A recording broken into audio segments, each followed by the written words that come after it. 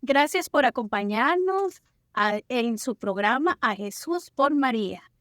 Este día, bueno, estamos celebrando el Día de San Lorenzo, aunque este programa lo vamos a poner después, pero queremos felicitar a todos los diáconos, especialmente como es el Día de San Lorenzo, es el patrón de los diáconos. Y yo me encuentro siempre muy bien acompañada con nuestro querido diácono Orlando Barros. Bienvenido, diácono. Gracias, Maritza.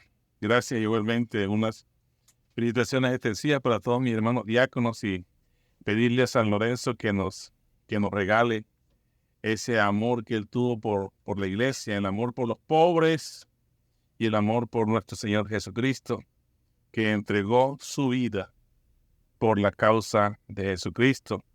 Se martirizó, tuvo una muerte cruenta.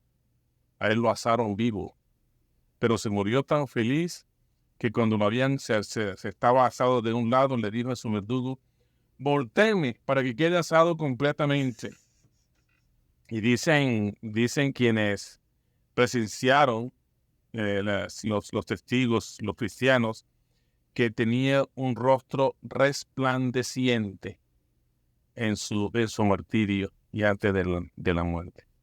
Entonces le pedimos a San Lorenzo hoy que nos ayude a tener ese amor que él tuvo por la causa de Jesucristo, y que nosotros también de alguna manera podamos entregar nuestra vida al servicio de la iglesia y al servicio del evangelio. Muy bien. ¿De qué vamos a hablar ahora, diácono? Bueno, continuamos entonces y vamos a finalizar como el capítulo 4 de El Silencio de María, el libro escrito por el padre Ignacio Larrañaga. Y nos va a hablar de la madre. La madre. Dice el padre Ignacio que es la madre del Señor. Bueno, nosotros, la iglesia, desde los primeros tiempos, de los primeros inicios de la iglesia, siempre se le ha rendido una devoción inmensa a la Santísima Madre de Dios, y siempre la iglesia ha promulgado que María es Madre de Dios. De hecho, al principio de la era cristiana, por ahí más o menos a comienzos del siglo IV, a final del siglo III y siglo IV, hubo muchas herejías, entre ellas el arrianismo, que decía que Jesucristo no tenía las dos naturalezas, sino que era un hombre nacido de mujer, pero que después vino la divinidad y de alguna manera algunos favores de Dios. Y la iglesia, incluso en el concilio de Éfeso, en el año 431, hubo ese concilio para contrarrestar esta herejía, y se declaró a María Santísima como Madre de Dios. Pero desde mucho antes, desde el siglo III, se descubrieron en las catatumbas en las catatumbas en Roma, donde se reunían los cristianos ocultos, algunas imágenes, algunos dibujos referentes a la Santísima Virgen María, a la que llamaban la Theotokos, que traducido al español del griego significa la paridora de Dios, o la que da luz a Dios, que es la madre de Dios. Pero bueno, el padre Ignacio Larrañaga dice que el misterio de María se proyecta como una luz sobre la Madre Eterna, aquella que nunca muere y siempre sobrevive. Esa es María Santísima, y ha sido la figura de María Santísima en la iglesia desde sus comienzos hasta nuestros tiempos, y seguirá siendo hacia la eternidad, hasta el final de los tiempos. La madre que nunca muere y que siempre sobrevive. Dice el padre Ignacio Larrañaga que la figura de María asume y resume el dolor, el combate y la esperanza de las infinitas madres que han perpetuado la vida sobre la tierra. Es María, la esperanza de todas ustedes, madres, que a través de ustedes se perpetúa la vida en la tierra. entre la clausura y la apertura. La clausura, la encarnación culmina con la encarnación, culmina y se coronan las intervenciones fulgurantes de Dios. Es la clausura efectuadas a lo largo de los siglos, particularmente a favor del pueblo de Israel. Todo el mensaje de los profetas tiene un fin, y ese fin es Jesucristo. Y todo ese Antiguo Testamento se resume en la encarnación de Cristo. Allí está la clausura de toda esta historia del pueblo de Israel. Pero con el nacimiento de Jesús, bueno, con la encarnación del Verbo de Dios, entonces hay una apertura. Y la apertura es de un reino que nunca conocerá el ocaso, que es el reino de Jesucristo, que reina y reinará por siempre. Los reinos de la tierra dentro del inevitable ciclo biológico nacen, crecen y mueren de alguna manera, se desaparecen, porque nada es eterno. Sin embargo, la iglesia, que es el nuevo Israel, esta iglesia, este pueblo santo de Dios, la iglesia católica fundada por Jesucristo, es el nuevo Israel. Y este nuevo Israel va a permanecer por siempre, hasta el final de los tiempos. Y entonces nosotros nos podemos encontrar en una encrucijada como cristianos por nuestro propio desconocimiento y nuestra propia falta de fe. Y esa encrucijada es entre la clausura y la apertura. Y en esa encrucijada entonces se levanta una figura incólume, que es la figura de María Santísima. Cuando ella voluntariamente da ese sí, el fiat de María, que entonces permite que haya una clausura de una época, de una era, de una historia, pero al mismo tiempo hay una apertura a una nueva vida, a una vida que perdurará por siempre. Y esa vida está en Cristo Jesús, y esa vida nosotros la podemos vivir, la podemos gozar, la podemos cultivar, la podemos hacer crecer y engordar, si vale el término, dentro de la iglesia, que es la iglesia de Cristo. Cristo es nacido de mujer. Eso es cierto. Y de pronto, si nosotros leemos las Sagradas Escrituras, especialmente el Nuevo Testamento, encontramos que en Mateo y Lucas nos recuerdan, Mateo nos habla a nosotros de la genealogía de nuestro Señor. Y Lucas nos habla de la anunciación, nos habla del nacimiento, nos habla de la presentación del Señor. Pero también nos habla parte de la vida de María. Es el único evangelista que toca realmente aspectos, situaciones y vivencias importantes y que marcan la era de la cristianidad en la figura de María Santísima. Por ejemplo, Lucas en su evangelio traza una línea ascendente desde Zacarías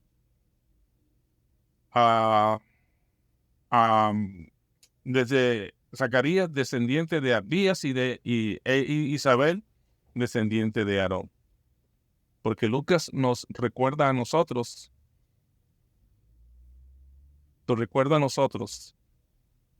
la figura de Juan Bautista, ese que fue anunciado por los profetas, ese que fue anunciado como la voz que proclama en el desierto, aquel que nos invita a enderezar nuestro camino.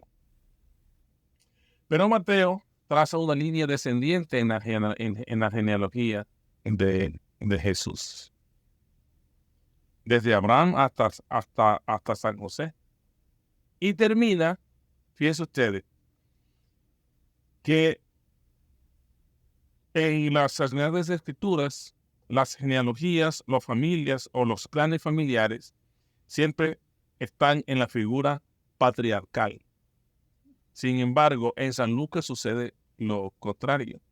Comienza, lógicamente, desde Abraham, el padre de la fe,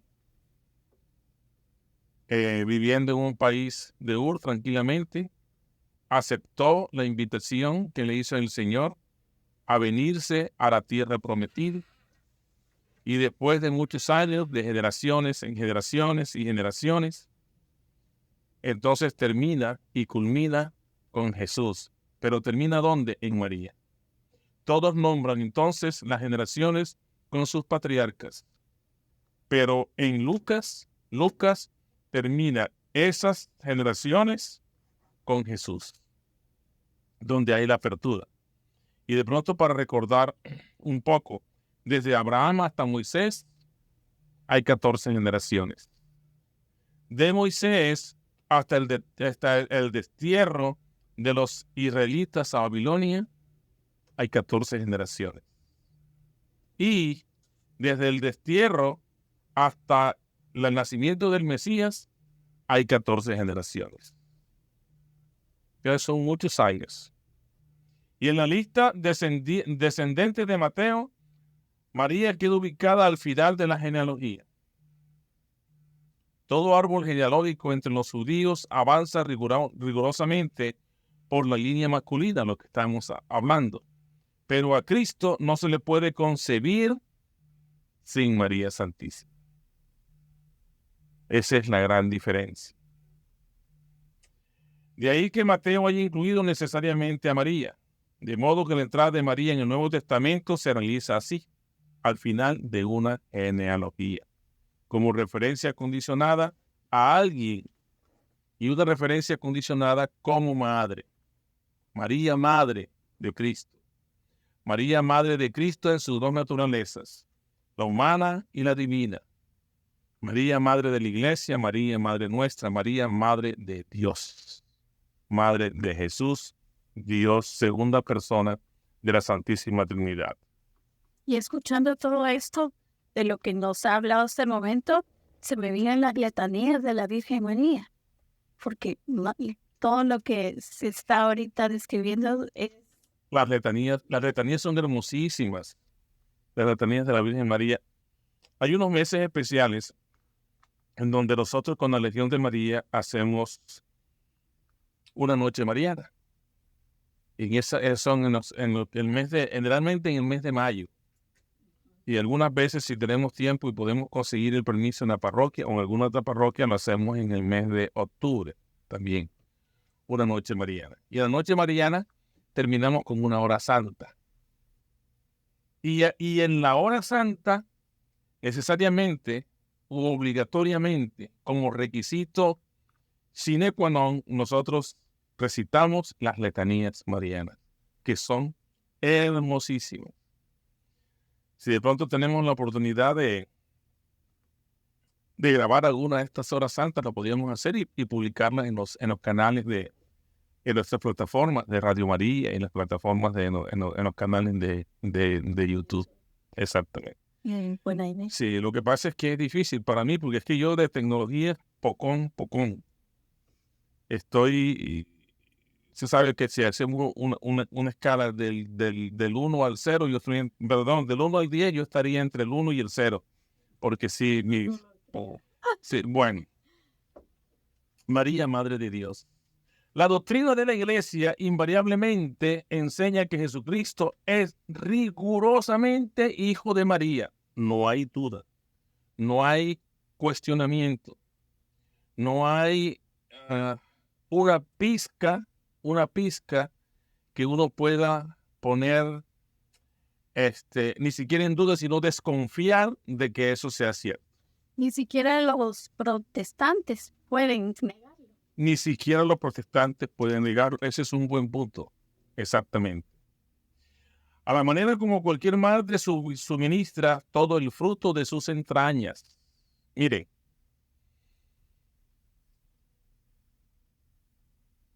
Jesús es hijo de María, pero no hubo participación de hombre.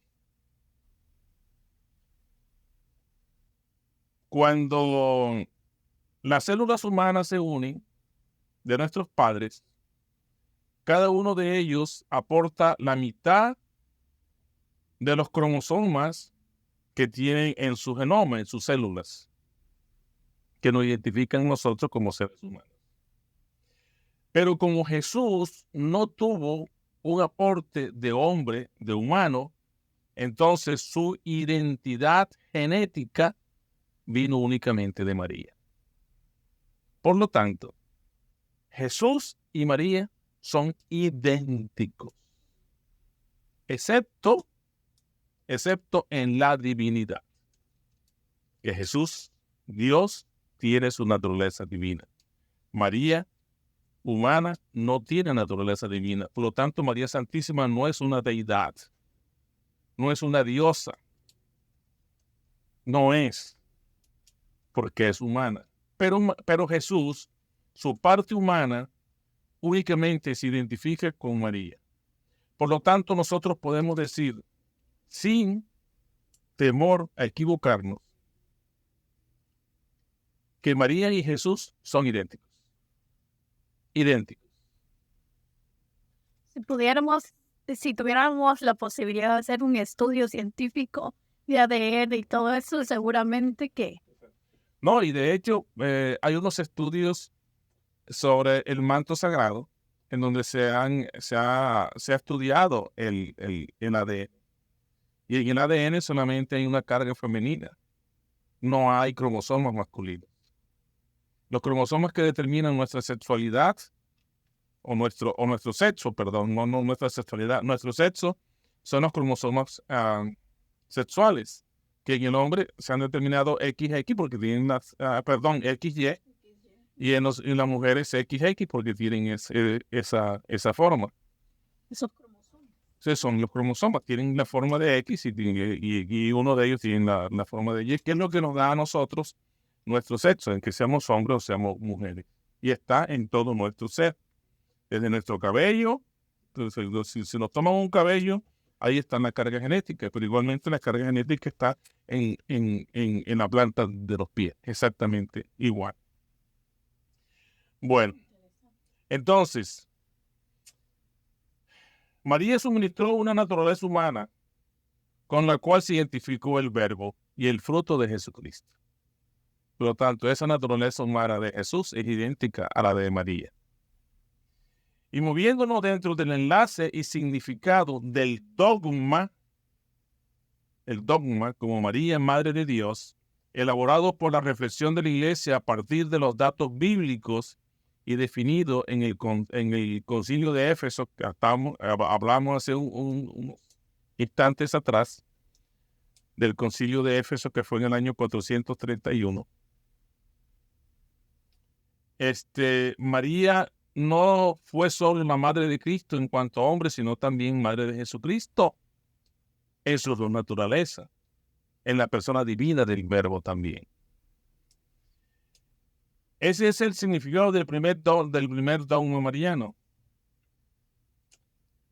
El Verbo es su hijo y María es su madre, lo mismo que las otras madres son de la persona completa. Dicho de otra manera, mi madre es madre, mi madre fue mi madre desde que yo nací, hasta que ella ya se fue a la casa del padre hace 17 años. Pero incluso así sigue siendo mi madre, yo no tengo otra madre diferente. Y es madre mía en toda mi persona, en mi físico, pero es también madre de mi espiritualidad, es madre de todo mi ser. Y lo mismo fue María. María fue madre de todo Jesucristo completo. De Jesucristo humano, pero también de Jesucristo divino. Por lo tanto, María es madre de Dios. De Dios, de la segunda persona de la Santísima Trinidad. Entonces, hay algo importante que el padre Larrañaga, con mucha sapiencia, sabiduría y algo de elocuencia y filosofía, nos define o nos da significado de la maternidad, de la maternidad virginal de María. ¿Por qué María es virgen, siendo madre? Y la iglesia nos enseña, la tradición de la iglesia y la doctrina nos dice que María es virgen antes, durante y después del parto. Si la escritura y la tradición afirman con tanta fuerza e insistencia el hecho de la maternidad virginal, se pregunta el padre, ¿cuáles podrían ser de parte de Dios las razones, no de parte de los hombres, sino las razones de parte de Dios para una opción tan extraña y excepcional en la historia de la humanidad? Ahora, esto es un misterio y por lo tanto nosotros lo creemos, lo aceptamos y le damos la veracidad por nuestra fe. La fe que nosotros tenemos en Jesucristo y la fe que la iglesia como madre a nosotros nos enseña, nos cultiva y nos va haciendo que crezca cada día. Entonces, en primer lugar, Dios quiere con este hecho dejar establecido de manera patente e impactante que es el único Padre de nuestro Señor Jesucristo, o sea, quien es Dios mismo. No hay otra razón de parte de Dios. María es virgen porque no hubo participación de hombre, pero lo dejó de esa manera porque es Él. Nosotros tenemos que entender de alguna forma, porque somos, como dice la Sagrada Escritura, duros de cerviz. A veces no queremos, no podemos y se nos dificulta entender las cosas. Entonces Jesús nos dice, Dios dice, bueno, para que lo entiendan, no hay padre humano, el único padre soy yo, que soy Dios. Y esto tal vez lo empezamos a entender, o para mí lo veo así, el comienzo desde la anunciación del ángel a María. Porque desde ahí que ella diga, yo no conozco varón, ¿cómo debe ser esto? Entonces desde ahí empieza ya la enseñanza de María Virgen. De María Virgen, exactamente. Se quiebra un viejo orden por primera y única vez para paternizar que con la llegada de Jesucristo se establece un nuevo plan. No el de la generación por sexo, sino el de la generación por la resurrección. No es una regeneración porque nació un hombre, producto de una entrega total e íntima de un hombre y una mujer, de una pareja, sino que no es solamente el nacimiento de Jesús, sino la resurrección de Jesús. Porque entre otras cosas, nuestra fe no se basa en el nacimiento de Jesús. Nuestra fe se basa en la resurrección del Señor. Ahí está el culmen de nuestra fe, porque Él con su resurrección nos abre la puerta a nosotros a que también podamos alcanzar esa resurrección. Que nos queda un camino largo. A algunos nos toca más difícil que a otros, pero ahí está la posibilidad de esa resurrección, de la cual usted y yo, los que nos ven, los que nos siguen, y todo el pueblo santo de Dios está llamado a alcanzar. Incluso hasta los no creyentes están llamados a alcanzar la resurrección en el último día. La virginidad de María es símbolo, figura y modelo de la virginidad de la iglesia. Sobre todo de aquella iglesia definitiva y celestial. Entonces nosotros y muchos podrían pensar, pero con tanto pecador que hay en la iglesia. Pues sí, es que en la iglesia la iglesia está llena de pecadores. Y quiero traer a colación una frase que le escuché a un sacerdote de nuestra parroquia en una homilía. Fue el padre Eugenio Lucón. El padre Eugenio dice en una homilía una vez que la iglesia no es un club de santos. La iglesia es un hospital de pecadores. Por lo tanto, todos nosotros que vamos a la iglesia, que tratamos de purificar nuestra alma en la iglesia, es porque somos pecadores. Los santos no necesitan a Dios, el mismo Jesús lo dijo. Yo no he venido por los justos, he venido por los enfermos. No he venido por los santos, he venido por los pecadores. Entonces, como he venido por los pecadores, ahí estamos nosotros incluidos. Y por eso vamos a la iglesia. Pero la iglesia celestial permanecerá virgen igual que la Santísima Virgen María, porque no va a sufrir la corrupción del pecado, ni se va a dejar doblegar por las influencias del enemigo espiritual.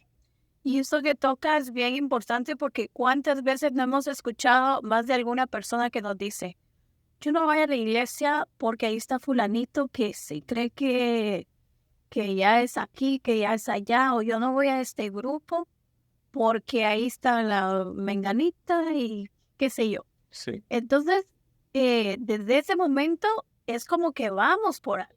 Exacto. ¿Verdad? Entonces, cuando mucha gente me sale con eso, igual les digo, o sea, no vamos por esa gente, porque con lo que usted dice, todos somos pecadores, todos, ¿verdad?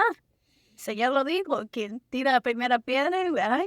Sí. Si está libre de culpa. Todos tenemos de alguna manera, pero la perseverancia es diaria, la lucha. Claro, nosotros tenemos que ser perseverantes, porque es que este proceso de conversión demora toda la vida.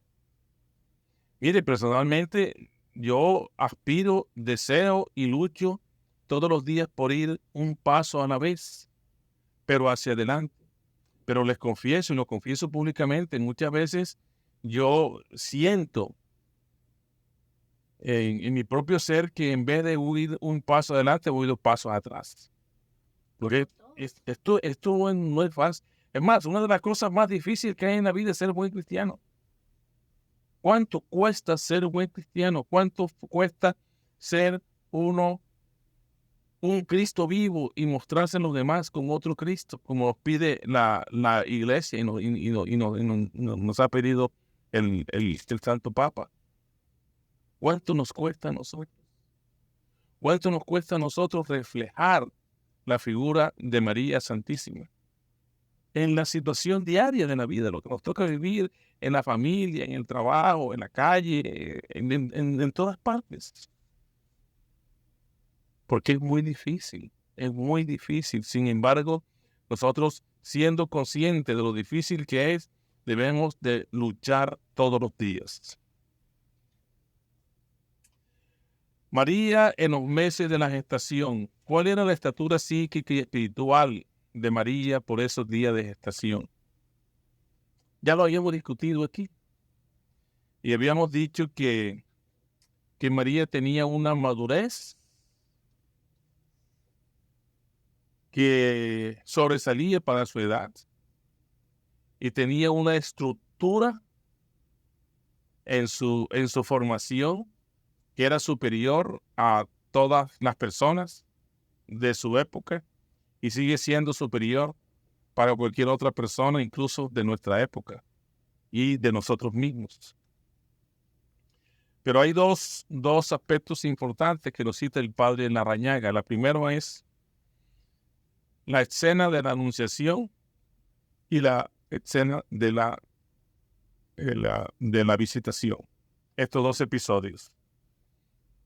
En la Anunciación, María aparece dueña de una madurez excepcional, como lo habíamos dicho, con capacidad de reflexión y sobre todo muy interiorizada. Y todo esto en unas proporciones que no corresponden a su edad, no correspondían a su edad. Y en el episodio de la Visitación tenemos la escena y la proclamación del Magnificat, que es la oración más llena de espiritualidad que cualquier persona haya proclamado alguna vez. Y María conoce la historia de Israel y es plenamente consciente del significado de la encarnación. Es por ello que María, cuando su prima anciana Isabel se acerca llena del Espíritu Santo y le dice: ¿quién a mí que la madre de mi Señor ha venido a visitarme? ¿Quién a mí que la madre de mi Señor ha venido a visitarme? María no se llenó de orgullo y de prepotencia, al contrario. María tomó la misma actitud que había tomado en el episodio de la Anunciación. Se humilló, se doblegó ante su Señor. ¿Y qué es lo que María dice? Expresa esta oración magnífica, o la proclamación del Magnificat que nosotros conocemos. Proclama mi alma la grandeza del Señor. Se alegra mi espíritu en Dios, mi Salvador, porque he mirado la humillación de su esclava. Desde ahora me felicitarán todas las generaciones, y continúa María, recordando la historia de Israel. Lo que significa que María, a su corta edad, conocía perfectamente las Escrituras y conocía perfectamente la historia de Israel. Entonces de allí se desprende su estructura, su formación y su madurez espiritual, su madurez intelectual, a pesar de su corta edad. Difícilmente, dice el padre Larrañaga, podrá la mente concebir y la lengua expresar, y la intuición más penetrante incluso poder adivinar cuál fue la amplitud y la profundidad de la vivencia en Dios de nuestra madre por esa época. Solamente ella, porque ella lo vivió. Nosotros podemos imaginarnos. La persona más erudita puede de pronto emitir una opinión muy profunda, con mucha profundidad. El teólogo más grande, incluso más grande que su santidad Benedicto XVI, puede emitir un concepto lleno de teología mariana. Pero solamente eso se queda en palabras, porque la vivencia fue de ella. La experiencia fue de ella. Y esa relación íntima entre el Padre, o sea, hablando de Dios Padre, y la hija predilecta de él, María, solamente lo vivió ella y ella lo sintió. Nosotros podemos únicamente imaginarnos cuál habría sido esa experiencia.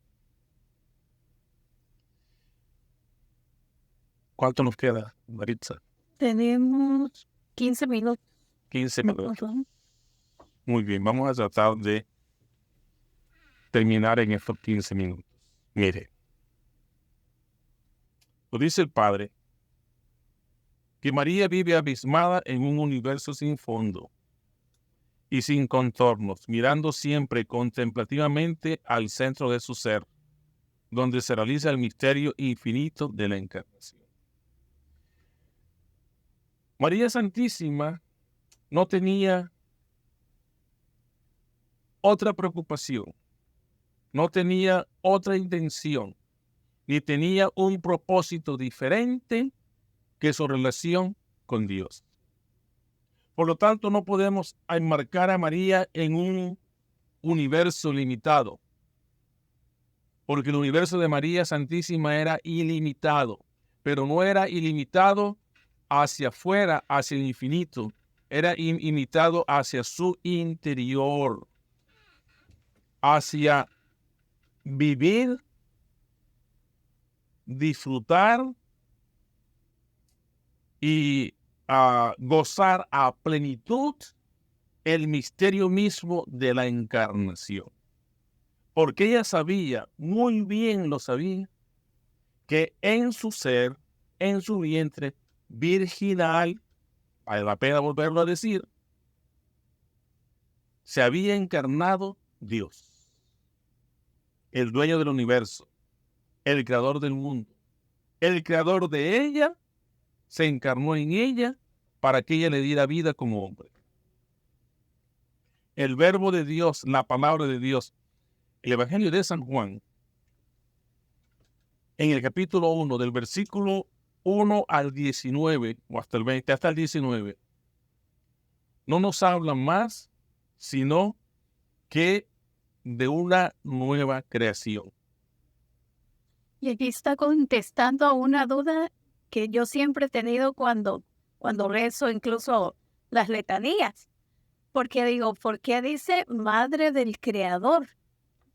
Porque yo en mi limitado conocimiento, digo, sí, Dios, veo como a Dios Padre el Creador, ¿verdad? Entonces a Dios Hijo es el Creador, pero ahora con lo que está diciendo. Si nosotros vamos a dejarlo de tarea, que vamos a leernos el primer capítulo del Evangelio de San Juan, del versículo 1 al 19. Nos habla de una nueva creación. Y entonces allí nosotros podemos encontrar la respuesta a su inquietud. Pero podríamos decir que es madre del Creador porque es madre de Dios. Nosotros no podemos separar al Padre del Hijo y al Padre y al Hijo del Espíritu Santo, porque nuestro Dios es un Dios trinitario. La Trinidad Santa, la Santísima Trinidad es nuestro Dios. Entonces, Dios se encarna en María y ella da a luz. Ella es la Theotokos, ella es la paridora de Dios entre nosotros. Por lo tanto, ella es madre del Creador.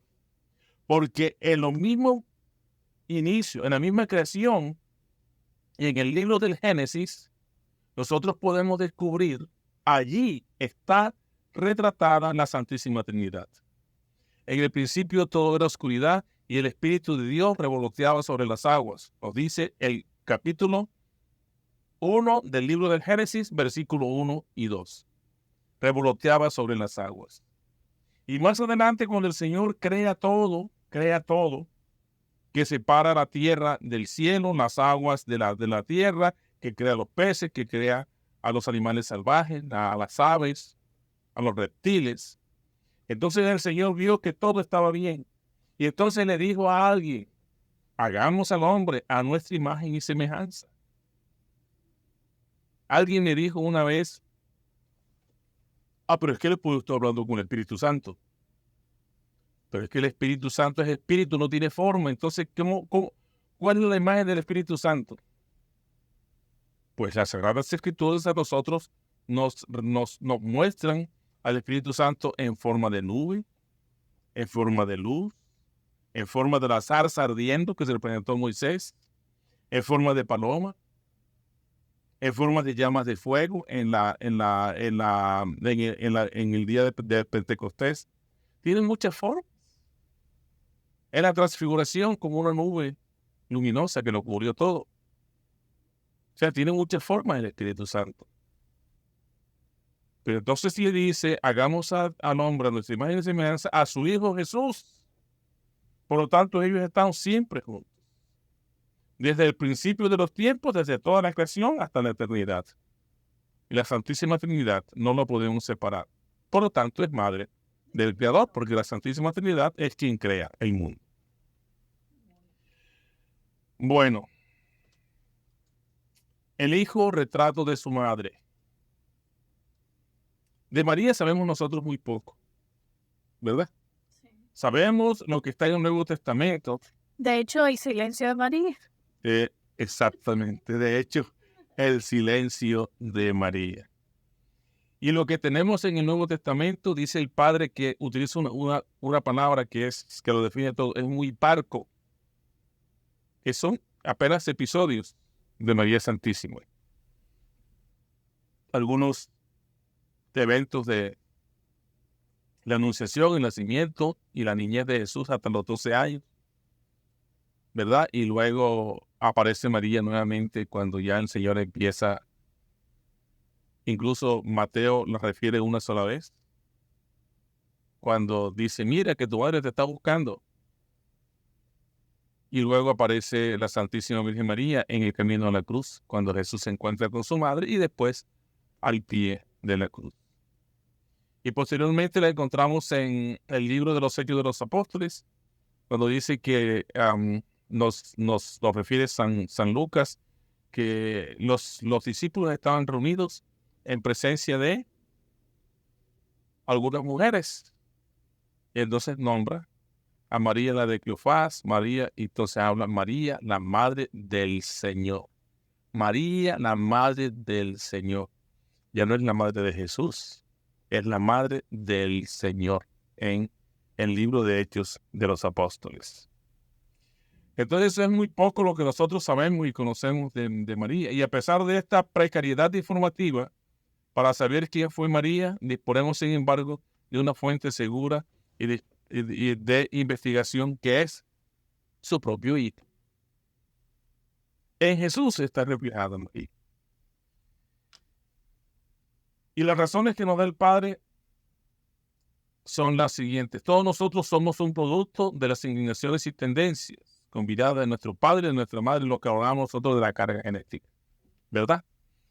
Transmitida a través de la genética y contenida en los cromosomas, los cuales están compuestos por cadenas, esto como de la información, cadenas que se entrelazan unas con otras y lo que nosotros llamamos los genes que nos dan a nosotros el color de los ojos, el color del cabello, la forma del cabello, se llama DNA, incluso algunas enfermedades que se heredan por nuestra genética. Ahora bien, Jesucristo no tuvo padre en el sentido genético de la palabra. Así pues, en su caso, la transmisión y la recepción de los rasgos fisionómicos y psicológicos que realizó por un solo canal proveniente de la única fuente, su madre. O sea, la carga genética, la fisiología, la psicología incluso de hombre que tenía Jesús cuando niño, cuando adolescente, ¿lo tomó de quién? De su madre, de nadie más. Entonces nosotros podríamos decir de alguna manera que la personalidad de María era la misma de Jesús. Exactamente la misma de Jesús. Y se me viene, tal vez de una forma muy bonita de asociar a la Virgen, que cuando Jesús derramó su sangre, también era sangre de María. Exactamente. Y la tradición de la iglesia lo ha enseñado así. La sangre de Jesús era sangre de María. Que él no tuvo otra sangre sino la sangre de María. Pero dice que el parecido físico entre María y Jesús debió ser extremadamente abismal. Entonces nosotros podemos, cuando nosotros pensamos en Jesús como hombre, como figura de hombre, podemos imaginarlo el rostro y la figura más hermosa de un hombre que puede haber. Pero cuando pensamos en María, ¿en qué pensamos? Bueno, porque Jesús es el rostro de Dios. Y el rostro de Dios tiene que ser hermosísimo. Algún día nosotros tendremos que ver a Dios. Cuando ya partamos de este mundo, vamos a encontrar con Dios y lo vamos a ver entonces cara a cara si el Señor en su infinita misericordia nos permite. Y cuando nos presentan el rostro de Jesús con el santo sudario, ¿se también? No, tiene unos rasgos anatómicos que digo yo, bueno, de la raza judía, pero perfectos, ¿no? Pero igualmente con María. Entonces nosotros, ¿cómo nos podemos imaginar a María hermosa? La mujer más hermosa. Mire, yo tengo una anécdota cuando niño, que mi abuelita paterna me dijo que ella tuvo una enfermedad muy grave, muy grave. Y entonces ella dice que comenzó a subir por un túnel, era como un túnel, dice ella, y que en el túnel había, por el camino, habían algunas rosas, pero también habían espinas, algunos abrojos y estas cosas. Pero que iba subiendo y entonces al final había una luz. Cuando ella llega al final de lo que era especie de una escalera, se le aparece una mujer hermosísima, pero con una belleza indescriptible, que le pone la mano en la cabeza y le dice, todavía no es tu hora. Y entonces volvió, se regresó por el camino que venía.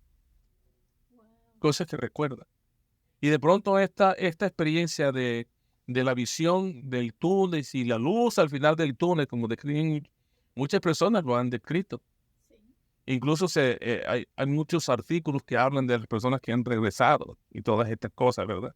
Entonces, me acordé de lo que mi abuelita me decía cuando yo era niño. Una mujer muy hermosa, utilizaba siempre la misma frase, una mujer muy hermosa. No decía bonita, linda, preciosa, no, una mujer muy hermosa. Y siempre que refería esta historia o esta experiencia de vida que tuvo ella, que pudo haber sido un sueño, yo no sé, yo era niño, pero siempre recuerdo la frase de ella, una mujer muy hermosa. Y una de las cosas que también siempre recuerdo de las cosas que he aprendido en estos programas es cuando hablamos de la belleza de María, de lo que usted nos compartía, que ningún hombre podía verla con otros ojos, o sea, con ojos de morbosidad. A pesar de que era tan hermosa, Sí. nadie podía llegar a ese nivel por su pureza. Y por su divinidad, no, perdón, por su pureza y por su virginidad física y espiritual que tenía. Bueno, entonces nos quedan como 5 minutos, ¿verdad? Sí. 5 minutos, muy bien. 4. 4. Entonces nos dice que según esto, el parecido físico entre la madre y el hijo debió ser enorme. Las reacciones y comportamientos generales debieron ser muy semejantes en la madre y en el hijo, lo que por otra parte se vislumbra claramente en los evangelios. Y miremos, por ejemplo, unas características de los evangelios en estos 3 minutos y medio que nos quedan. Las bienaventuranzas. ¿Y dónde encontramos las bienaventuranzas? Capítulo 5 del Evangelio de San Mateo. Allí comienza, con las bienaventuranzas comienza lo que nosotros conocemos como el Sermón de la Montaña. Eso es el capítulo 5, 6 y 7 del Evangelio de San Mateo.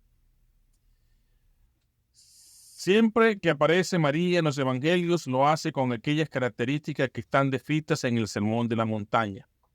¿Cuáles son esas características de las bienaventuranzas?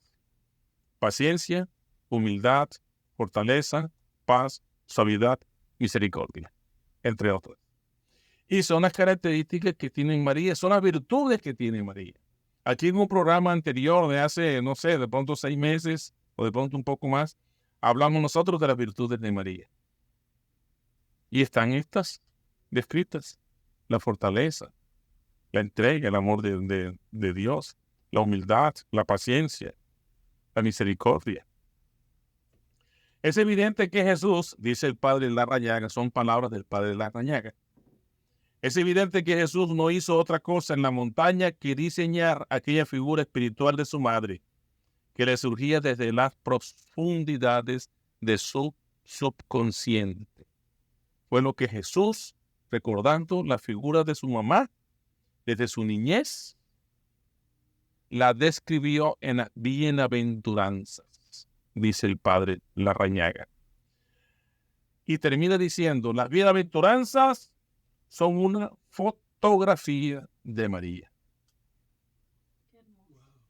Entonces, imaginemos nosotros a María. ¿Cómo sería María? Pues tomemos el Evangelio de Mateo y leamos las bienaventuranzas. Ahí está una fotografía, un retrato de la Santísima Virgen María. Y si, por ejemplo, rebuscamos en los Evangelios, podemos encontrar de pronto la figura de María en el momento decisivo de su vida, que resolvió su destino con las palabras hágase en la Anunciación. Yo soy la esclava del Señor, hágase en mí según su palabra. Pero fíjese que Jesucristo también, en un momento culminante de su vida, en el monte Calvario, en el monte de Getsemaní, igualmente dice la misma palabra: Señor, si es tu voluntad, quita de mí, aparta de mí este cáliz, pero que se haga lo que tú quieres. Hágase. María le dice al Padre Creador, hágase en mí según tu voluntad. Y Jesús repite las mismas palabras en el monte de Getsemaní, hágase en mí según su voluntad. Un retrato, una copia de madre e hijo. Definitivamente que vamos a pedir en dirección que nos alarguen más el tiempo del programa, señor, que es que siempre quedamos. Ya, nos quedan un par de minutos o un minuto. No, ya ¿Ya? no tenemos tiempo. Bueno, entonces nosotros podemos de pronto culminar diciendo que María afirma que el Señor destronó a los poderosos y sucumbió a los humildes en el Magnificat. Pero igualmente Jesús nos dice que los soberbios serán abatidos y los humildes serán exaltados. Dice Jesús, repitiendo las mismas palabras de María, un retrato de su madre. Y para concluir, podemos concluir esta serie de programas del silencio de María, y voy a leerlo. Es un párrafo pequeño de 4 líneas. De estos y otros paralelismos que se encuentran en los evangelios, podríamos deducir que María tuvo una influencia extraordinaria y determinante en la vida y espiritualidad de Jesús. Que mucho de la inspiración evangélica se debe a María, como a su fuente lejana. En fin, el evangelio es en general un eco lejano de la vida de María. Así nuestros hermanos protestantes no lo quieren aceptar. Pero el evangelio, con esta frase nos tenemos que quedar. Y aquí culminamos esta serie de programas. En fin, el evangelio es en general un eco lejano de la vida de María Santísima, la Madre del Señor. Que así sea. Ahora y por siempre, ¿verdad? Sí. Bueno, gracias, diácono, nos deja, es que de verdad, como que esto no quisiéramos que terminara, pero lastimosamente tenemos un tiempo. Gracias por todas estas enseñanzas de este libro tan precioso que invitamos a la gente a que si lo pueden comprar, a darle otra leída, porque de verdad que es una enseñanza maravillosa. Sí, exactamente, sí. Bueno, entonces nos despedimos solamente para anunciarles que a partir de la próxima semana vamos a tener un programa diferente. Vamos a hablar ahora de la Legión de María, de este grupo apostólico, que de otras cosas no es un grupo apostólico. Dice, el manual lo define como una asociación de católicos. Eso lo vamos a ir descubriendo. Claro que sí. Bueno, muy bien. Entonces nos despedimos. Le damos las gracias a todos los que nos siguen, los que nos escuchen. Les pedimos, por favor, denos un like, que eso nos alimenta, ¿verdad? Nos motiva y si pueden hacer la suscripción, también la suscriban para que cada vez que nuestro y que lo compartan. Y lo compartan, que es muy importante. Claro que sí. Alguien que necesita también saber de María. Yo tengo un amigo de mi infancia que es ateo y yo se lo mando. A lo mejor lo verá, a lo mejor no, pero yo se lo sigo mandando. Muy bien. Claro que sí. Bueno, que la gracia de nuestro Señor Jesucristo, el amor del Padre y la comunión del Espíritu Santo descienda sobre todos ustedes y permanezca para siempre. Amén. Y que la bendición de Dios Todopoderoso, Padre, Hijo y Espíritu Santo, descienda sobre ustedes y sobre sus familias, hoy y siempre. Amén. Amén. Que el Señor los bendiga y los cuide y que le regale una noche santa a todos y cada uno de nosotros. Amén. Bueno, hasta la próxima. Hasta luego.